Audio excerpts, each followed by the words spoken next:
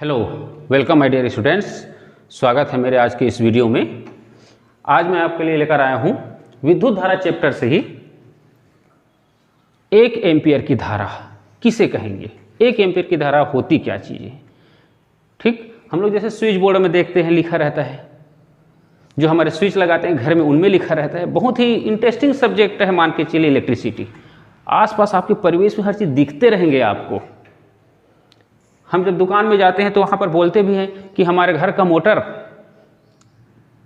इतना HP का है या इतना हॉर्स पावर का है, तो उसके लिए हमको स्विच दीजिए और सॉकेट दीजिए। व्यवहारिक में बोलते रहते हैं। तो बोलता है कितने एम्पियर के दूँ, तो वो बोलता है कि 16 एम्पियर का दें। घरों में ये छोटे स्विच लगते हैं बिल्कुल बल्ब के लिए, वो 5 एम्पियर का होता है। मतलब क्या है, वह जो है स्विच जो है अपने में से 5 एम्पियर की धारा को प्रवाहित करेगा। उससे ज़्यादा उसे प्रवाहित करेंगे तो क्या हो जाएगा, वो खराब हो जाएगा, जल जाएगा, जिसको हमने पढ़ा हुआ है क्या, ओवरलोडिंग। ठीक, आते हैं अब एम्पियर की धारा। 1 एम्पियर की धारा है क्या चीज़ है। देखें, हमने पढ़ा हुआ था जब धारा को परिभाषित किए तो हम जानते क्या थे, विद्युत धारा बराबर, चलिए हेडिंग डाल दूं पहले मैं थोड़ा सा इसमें, 1 एम्पियर की धारा। ठीक है, 1 एम्पियर की धारा होगी क्या चीज़, तो हेडिंग होगा हमारा क्या, 1 AMP लिखते हैं, अच्छा रहता है, 1 एम्पियर की धारा। ये हमारा है आज का हेडिंग, 1 एम्पियर की धारा। चलिए इसमें देखते हैं। हम लोग जानते क्या है, धारा बराबर आवेश बटे समय। आवेश बटे समय को हम धारा कहते हैं। ठीक है, कुल मिलाकर देखें, I = Q/T। इस पर मैं क्या करूँ, अब जो आवेश यहाँ पर लिया हूँ मैं उसको क्या कर दूँ, यदि सपोज दैट मैं कर दूँ क्या, Q = 1 कूलाम, 1 कूलाम आवेश कर दूँ, और टाइम T = कर दूँ क्या, 1 सेकंड। ठीक, बिल्कुल अच्छे से 1 कूलाम आवेश की मात्रा किया, टाइम कितना लिया मैंने, 1 सेकंड लिया। इन दोनों वैल्यू को यहाँ पुटअप करें, तो पुटअप करें तो देखते हैं क्या होता है, 1 कूलाम अपॉन 1 सेकंड। ठीक, 1/1 क्या आया, 1 और मात्रक क्या हमारे पास आया, कूलाम सेकंड। और यही मैंने पिछले वीडियो में समझाने का प्रयास किया था, कूलाम प्रति सेकंड को हम क्या कहते हैं, एम्पियर कहते हैं। ठीक है, तो ये कूलाम प्रति सेकंड क्या बना, एम्पियर बना।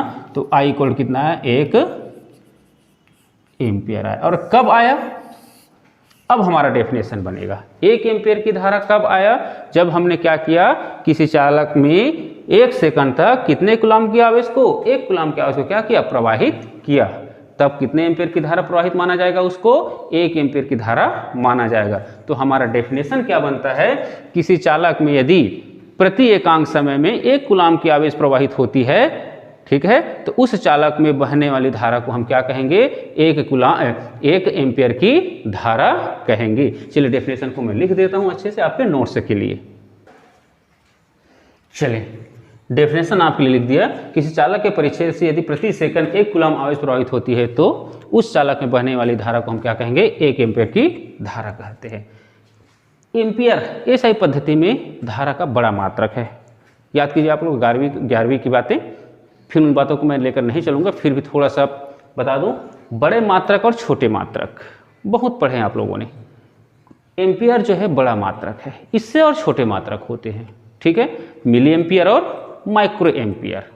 ठीक, मिली मतलब आपको मालूम है -3 और माइक्रो मतलब क्या होता है, -6। तो छोटे मात्रक, जहाँ पर छोटे कम मात्रा में धारा का आ सकता है, वहाँ पर हम इतने एम्पियर की धारा तो नहीं देंगे। तो उसके लिए मैं उसको संबंधों को लिख देता हूँ। तो 1 मिली एम्पियर = होगा 10⁻³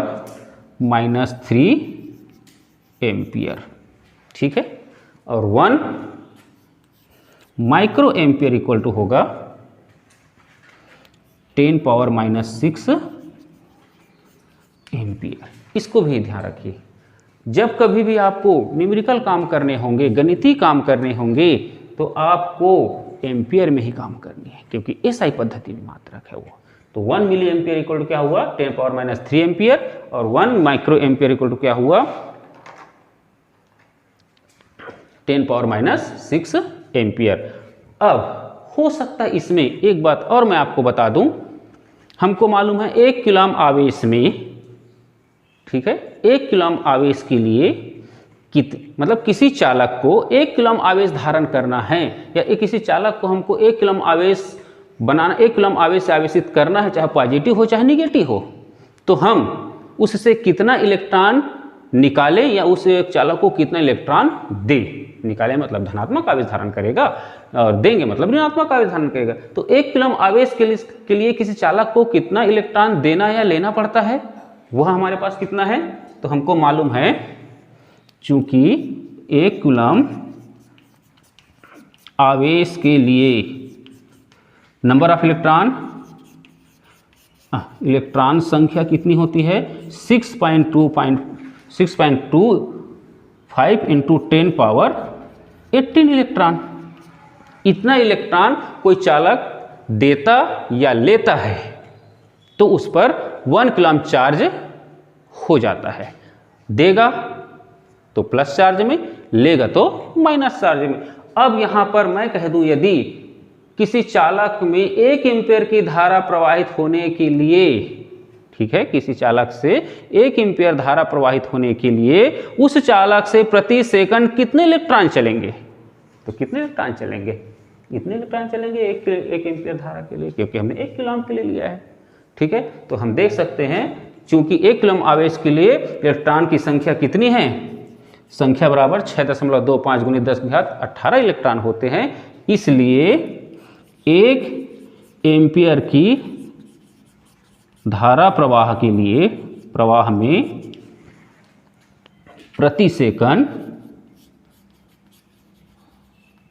कितने इलेक्ट्रॉन 6.25 × 10⁻18 इलेक्ट्रॉन परिपथ में बहते हैं। 1 एम्पियर की धारा प्रवाह में प्रति सेकंड 6.25 × 10⁻18 इलेक्ट्रॉन परिपथ में प्रवाहित होते हैं। ये बिल्कुल बेसिक आपकी छोटी चीज़ें, इन चीज़ों को बिल्कुल ध्यान में रखनी चाहिए।